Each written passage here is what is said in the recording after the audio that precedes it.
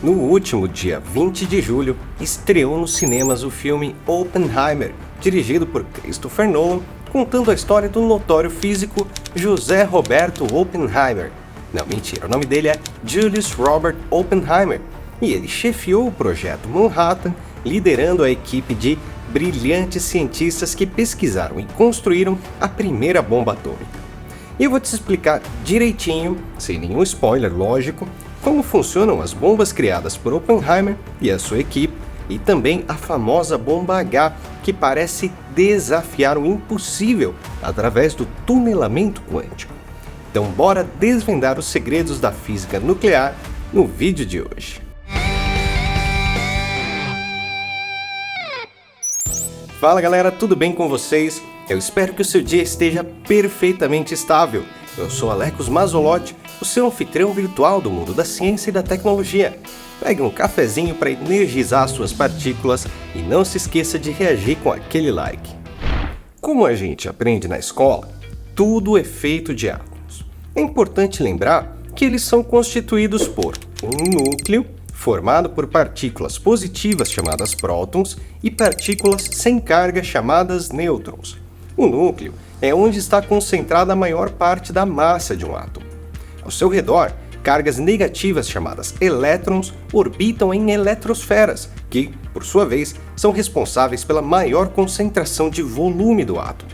Só para a gente fazer uma comparação superficial, se o núcleo do átomo fosse uma bolinha de golfe, o seu volume total seria um estádio de futebol. Na prática, não é tudo assim redondinho perfeito, mas para a gente entender tudo melhor, podemos trabalhar com esse modelo ilustrativo. O núcleo do átomo também determina qual é o elemento químico. A quantidade de cargas positivas, ou prótons, é uma das propriedades fundamentais de um átomo e é através dela que os diversos elementos da tabela periódica se diferenciam. Um único próton caracteriza um átomo do elemento hidrogênio. Se forem dois, será um átomo de hélio, 3, lítio e assim por diante. A quantidade de nêutrons também pode variar, mas, além de não mudar o elemento químico em questão em si, essas mudanças ocorrem em quantidades muito pequenas.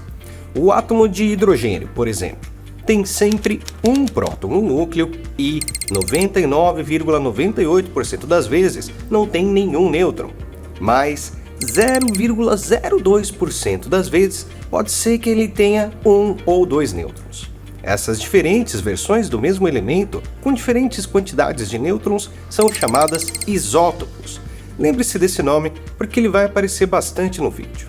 Contudo, a estabilidade dos núcleos atômicos depende de maneira complexa das quantidades de nêutrons e prótons. É por isso que isótopos de um mesmo elemento químico podem ou não ser radioativos. Por exemplo, o carbono 12 é estável contendo 6 prótons e 6 nêutrons, enquanto o carbono 14, que contém 6 prótons e 8 nêutrons, é instável e, portanto, radioativo. Por outro lado, núcleos atômicos muito pesados tendem a ser naturalmente radioativos, não possuindo nenhum isótopo estável, como por exemplo o urânio e o plutônio. Em geral, núcleos radioativos atingem a estabilidade por meio dos chamados decaimentos radioativos, que podem acontecer de 3 maneiras. A primeira delas é a emissão de radiação alfa, na qual partículas alfa escapam do núcleo através do tunelamento quântico.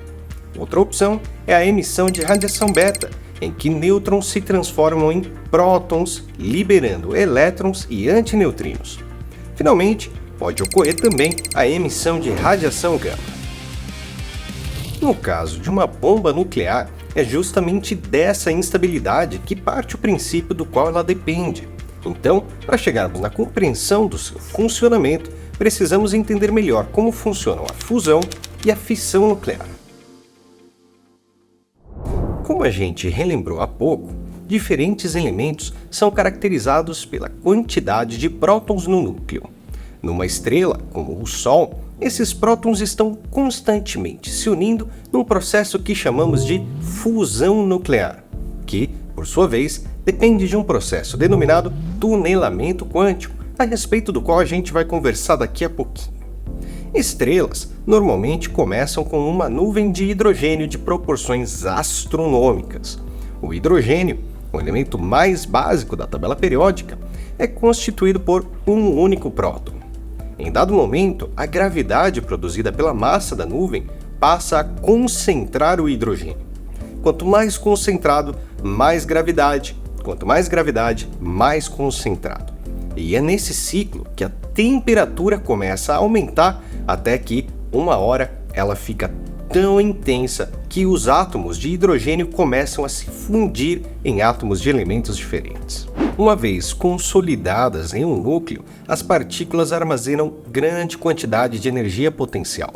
Por isso, em 1933, o físico Leo Szilard estava empenhado em encontrar uma forma de aplicar um nêutron, que tinha sido descoberto havia pouco tempo por James Chadwick, de forma a extrair essa energia armazenada no núcleo. Até aquele momento, essa era uma busca utópica e vários cientistas famosos, como Ernest Rutherford, autor do modelo atômico precedente ao de Bohr, afirmavam que era loucura perseguir essa ideia.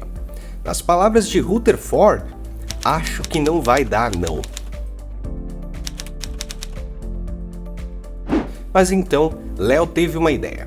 Ao atravessar a rua, enquanto ele dava uma voltinha para pensar, justo quando o semáforo abriu, ele se ligou. Bom, se eu jogar um nêutron no núcleo de um elemento, e esse elemento absorver esse nêutron, se dividir e emitir energia e mais outros 2 nêutrons, em quantidade suficiente, eu acho que rola sustentar uma reação nuclear em cadeia. A ideia era ótima, claro, porque aí os átomos vizinhos vão ser atingidos pelos novos nêutrons e vão se dividir também, gerando mais energia e mais nêutrons, e assim por diante, num processo exponencial. Essa ideia consolidava a base do que 12 anos mais tarde seria o fundamento da primeira bomba atômica, que é o inverso da fusão, a fissão nuclear. 3 anos depois, em 1936, o físico Niels Bohr, o mesmo cientista que sugeriu o modelo atômico planetário em 1913, sugeriu o modelo atômico de gota, em que o núcleo é tratado como uma gota líquida formada por material nuclear. Embora esse fosse um dos melhores modelos teóricos da época, respaldado por diversos cálculos, ele levou Bohr a crer que provava matematicamente a impossibilidade de um átomo se dividir em outros 2 mais leves, porque ele achava que um nêutron não tinha energia suficiente para isso. E ele estava correto até certo ponto. De fato, um nêutron sozinho não tem essa energia toda. Mas você se lembra que a gente combinou agora há pouco que a estabilidade do núcleo depende de forma complexa da quantidade de prótons e nêutrons que tem nele? Pois bem, o que eles ainda não sabiam era que se a gente experimentar com o elemento certo, o seu núcleo pode absorver esse nêutron, tornando-se instável e causando a sua quebra. Aí, em 1938, Lise Meitner e Otto Frisch descobriram que esse elemento certo é o urânio, elemento que possui 92 prótons no núcleo e que, ao absorver um nêutron, divide-se em 2 elementos mais leves. E ainda mostraram que um desses elementos era o lantânio, elemento com 57 prótons da tabela periódica. No início do ano seguinte, 1939, mais uma descoberta importante foi feita. Não todos os isótopos do urânio reagem da mesma forma ao bombardeamento com nêutrons lentos. O isótopo mais abundante na natureza, o urânio 238, cujo núcleo possui 146 nêutrons, é bem mais estável que o seu isótopo mais raro, o urânio 235, cujo núcleo possui 3 nêutrons a menos. Acontece que, no final de abril desse mesmo ano, a Alemanha mostrou interesse em comprar grandes quantidades de urânio da Bélgica, o que preocupou os grandes cientistas da época. Então, com a ajuda do próprio Albert Einstein, que foi o físico mais influente do século XX, uma carta foi enviada para o então presidente dos Estados Unidos, Franklin Roosevelt, que só conseguiu ler a carta em outubro daquele ano, 2 meses depois. Contudo, felizmente, ficou imediatamente convencido da importância dos avanços na física nuclear, não só para a produção de armas ou energia, mas também no mundo pós-Segunda Guerra. Assim, em 1941, a equipe responsável pelo desenvolvimento da bomba já estava bem encaminhada, em parceria com a Inglaterra e realizando testes, tanto com o urânio-235 quanto com o plutônio-239. E, em agosto de 1942, nascia o Projeto Manhattan, liderado pelo major do exército Leslie Richard Groves, que apontou Oppenheimer como líder científico.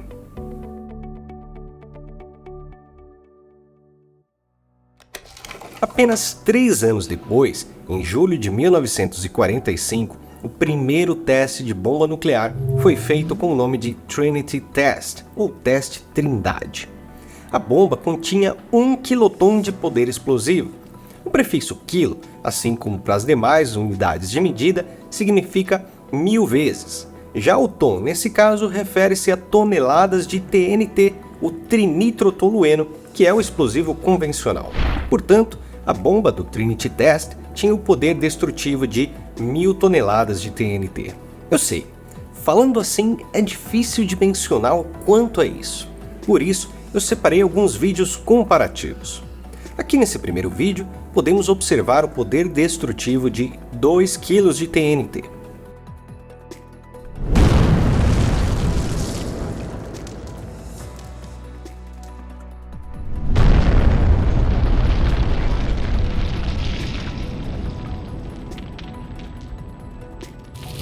Aqui temos uma filmagem de drone da detonação de 20 kg de TNT.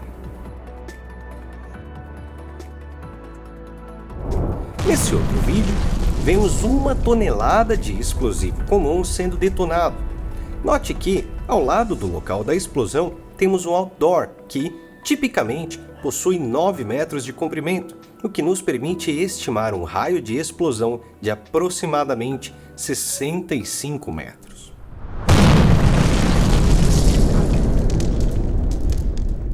Agora deixa eu repetir o que eu falei agora há pouco.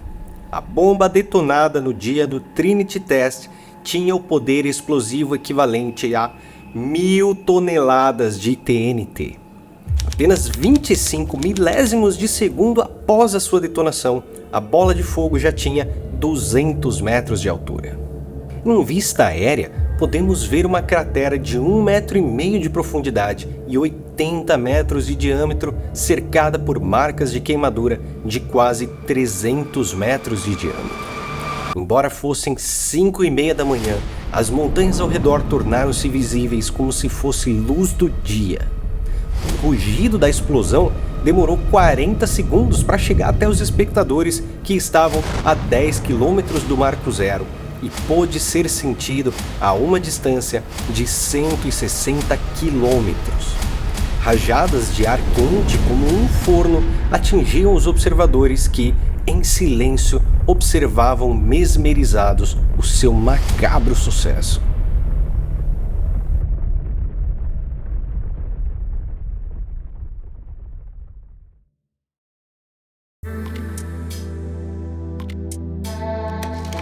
A bomba, que foi testada na planície da Jornada del Muerto, num deserto a cerca de 55 quilômetros a sudeste de Socorro, no Novo México, foi a versão de plutônio, mais complexa. O sucesso foi tão grande que menos de um mês depois, o Boeing B-29 Super Fortress, chamado Enola Gay em homenagem à mãe do piloto, o tenente-coronel Paul Tibbets, levava até a cidade de Hiroshima, no Japão, a versão com urânio-235 da bomba, que foi apelidada de Little Boy ou Garotinho em tradução livre. A bomba de urânio possuía um mecanismo de detonação bastante simples. Dentro da bomba, havia 2 partes de urânio-235. Uma parte, moldada como a bala de uma arma convencional, precisava ser atirada na outra a uma velocidade superior a 1000 metros por segundo, iniciando a reação em cadeia que comentamos mais cedo. Isto é, o núcleo se divide em 2 partes, emitindo energia e nêutrons que se chocam com os núcleos vizinhos, fazendo com que eles também se dividam, emitindo mais energia e mais nêutrons, e assim por diante, num processo exponencial denominado criticalidade. Por causa da semelhança, esse sistema ficou conhecido como design de armas, e era tão simples que a bomba nem precisou ser testada. A explosão em Hiroshima foi a primeira explosão de uma bomba de urânio da história.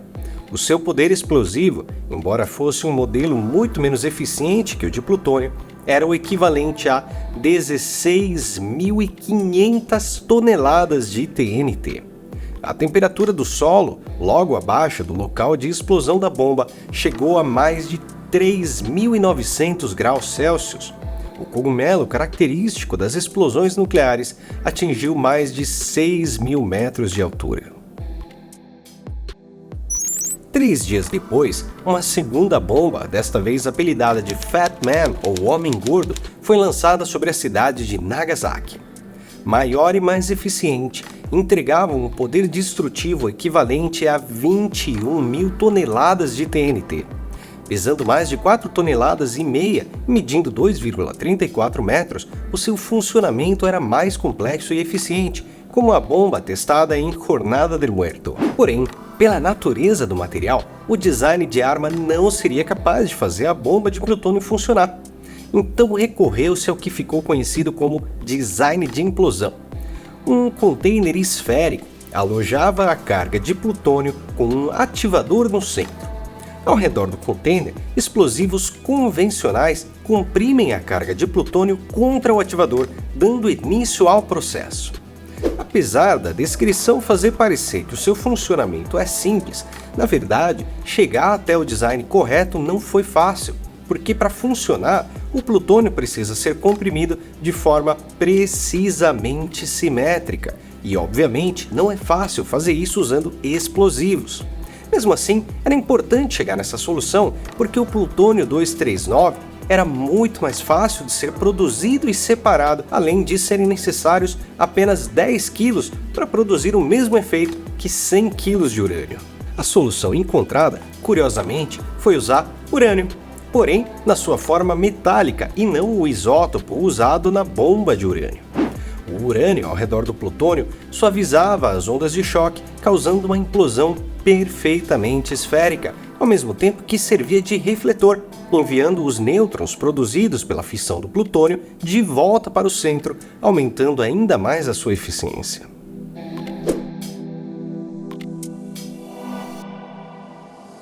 Infelizmente, a mesma física teórica que mostrou que a liberação de energia através da fissão nuclear é possível, também mostrou que, como acontece numa estrela, a fusão de núcleos, ao invés da sua fissão, é capaz de liberar uma quantidade de energia notavelmente maior. Assim, o projeto de evolução da bomba atômica era fazer com que ela passasse a funcionar à base de fusão nuclear e não mais de fissão. Então os cientistas tinham um desafio pela frente. Como fazer para aproximar dois prótons, ambos eletricamente positivos e, portanto, com uma gigantesca barreira de repulsão elétrica entre eles? A resposta é um fenômeno previsto pela mecânica quântica chamado tunelamento quântico. Imagine o seguinte experimento. A uma certa altura de um vale, abandonamos uma bolinha de tênis. O princípio da conservação da energia, um dos pilares da física clássica que descreve grandes corpos, nos garante que, do outro lado do vale, a bolinha vai atingir no máximo a mesma altura, mas nunca vai ultrapassar essa altura e, muito menos, atravessar a montanha, porque a energia inicial da bolinha é menor do que a barreira de energia representada pela montanha. Contudo, no mundo microscópico dos átomos e moléculas regidos pela mecânica quântica, as regras são diferentes. Mecânica quântica trabalha com probabilidade e, nesse mundo, ela prevê uma chance muito pequena da bolinha atravessar a montanha, mesmo sem ter a energia que seria necessária de acordo com a física clássica. Esse fenômeno é o que chamamos de tunelamento quântico. Na vida real, a montanha é a barreira criada pela repulsão elétrica entre os prótons. Graças ao tunelamento quântico, existe uma pequena chance dessa barreira ser vencida mesmo sem muita energia. Então, para aumentarmos essas chances, precisamos energizar o máximo possível os átomos de hidrogênio. Porém, esse, por sua vez, é outro desafio por si só. Devido às altíssimas pressões geradas pela imensa gravidade, o Sol consegue realizar essa fusão em seu interior a apenas 15 milhões de graus Celsius. Sem a mesma pressão à nossa disposição, nós precisamos de temperaturas na ordem dos 100 milhões de graus Celsius para atingir o mesmo resultado. A solução para esse desafio, curiosamente, é uma bomba atômica de fissão, como a de Nagasaki. Um núcleo de plutônio é implodido, liberando a sua energia através da sua fissão. Essa energia é absorvida pelos átomos de hidrogênio, aumentando a probabilidade de tunelamento quântico, até que, eventualmente, a barreira da repulsão elétrica mútua é vencida e eles se fundem através do processo conhecido como cadeia próton-próton, formando hélio e liberando uma imensa quantidade de energia.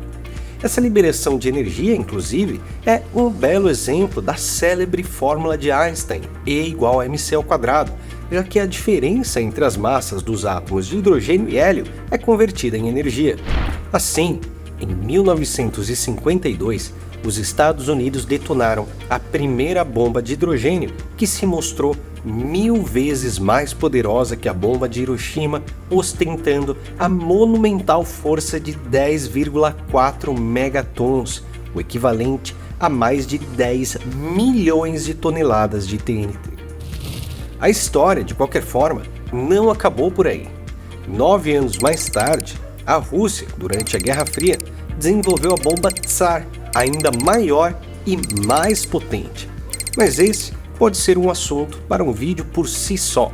Então me conta se você gostaria de um vídeo com uma explicação mais detalhada sobre o funcionamento da bomba de fusão, porque tem muito mais além disso para se discutir.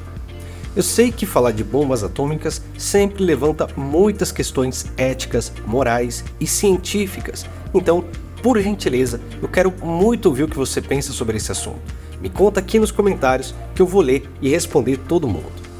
A ciência, com seu potencial inovador, pode ser uma ferramenta poderosa para o progresso humano, possibilitando avanços notáveis em medicina, tecnologia e meio ambiente. No entanto, essa mesma força, como já vimos acontecer inúmeras vezes, pode ser desvirtuada e utilizada para fins maléficos, resultando em armas devastadoras e manipulação perigosa. A triste história das cidades de Hiroshima e Nagasaki estarão sempre aí para nos lembrar disso. No instante em que as bombas rasgaram os céus, a humanidade testemunhou o sombrio espetáculo da destruição. As cidades foram destruídas, vidas foram ceifadas e a dor da perda se espalhou como uma chaga coletiva. O brilho da ciência revelou sua face mais aterradora e, no coração daqueles que sobreviveram, restou uma cicatriz indelével. Entretanto, dentre os escombros e lágrimas, algo inesperado surgiu.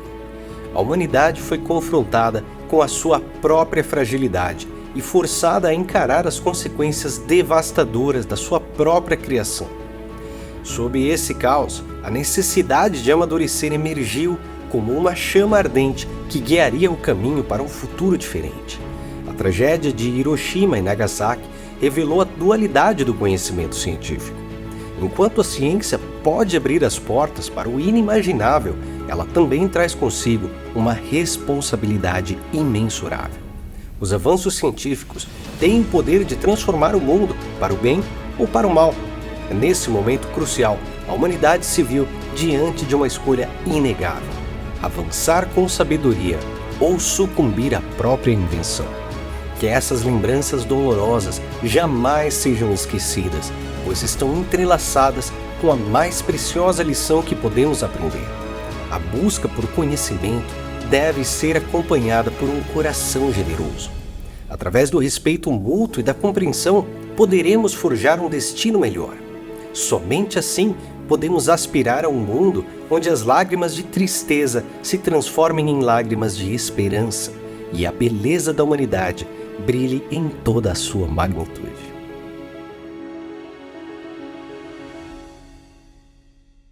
Gente, esse assunto é bastante delicado, tanto em termos éticos quanto científicos, e precisa de constante revisão para garantir que eu esteja transmitindo informações estritamente corretas. E eu faço isso tudo praticamente sozinho, então não deixa de me ajudar com aquele joinha maroto e também, é claro, se inscrevendo no canal para você ver tão quinzenalmente quanto possível novos vídeos sobre curiosidades do mundo da ciência e da tecnologia.